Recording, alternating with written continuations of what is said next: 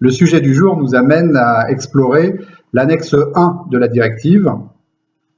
La directive comporte 46 articles et 2 annexes. L'annexe 1 est particulièrement consacrée aux connaissances minimales et aux aptitudes que doit posséder le distributeur d'assurance. Elle est en relation directe avec l'article 10, paragraphe 2 de la directive, lequel pose les exigences de formation et de développement professionnel continu du distributeur. Dans quel but ? Nous dit la directive, afin que ce distributeur possède un niveau de performance adéquat. C'est une dimension juridique nouvelle, ce niveau de performance adéquat. Deuxième particularité, comment est constitué ce niveau de performance adéquat du distributeur ? Il l'est bien sûr grâce à la connaissance du marché, et ça renvoie directement aux opérations d'assurance que celui-ci pratique, mais également ce niveau de performance adéquat dépend de sa fonction dans l'entreprise d'assurance. Donc 2 dimensions importantes pour constituer le niveau de performance adéquat du distributeur d'assurance, le marché, le produit, mais également la fonction qu'il occupe. Bien entendu, tout ça fait l'objet d'un contrôle et d'évaluation de connaissances. Là, pour le coup, il n'y a rien de révolutionnaire ni de très nouveau.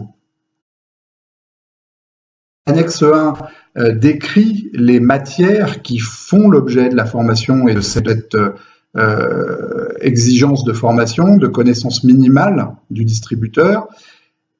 Il n'y a rien de surprenant dans le fait de distinguer entre les produits vie et les produits non-vie, avec quelques particularités.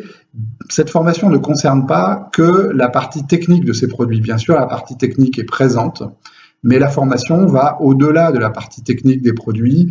Elle intègre notamment la protection des consommateurs, bien entendu les différentes obligations à délivrer, les aspects déontologiques, les conflits d'intérêts. Donc elle est assez large.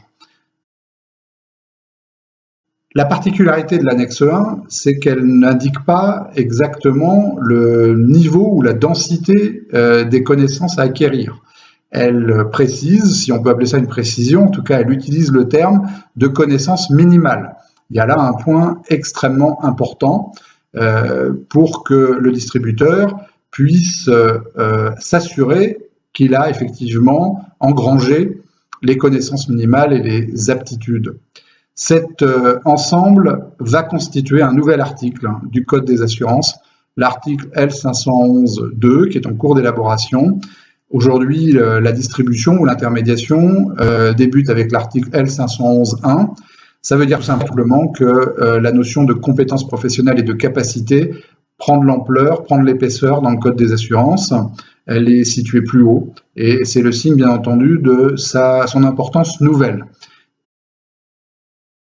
Dernier point, et ça c'est le projet d'article L511-2 du Code des assurances qui nous l'indique, c'est que bien entendu, comme c'est classique en droit, et en tout cas dans ce droit très orienté vers la protection des consommateurs, il appartient au professionnel d'apporter la preuve qu'il a bien rempli ses obligations, et on voit à la lumière de ce qui vient d'être dit que c'est une preuve qui n'est pas si facile que ça, puisqu'il faudra bien entendu pouvoir démontrer que le distributeur possède donc ses connaissances minimales et ses aptitudes qui lui permettent de remplir la distribution sur le marché qu'il a choisi dans la fonction qu'il occupe.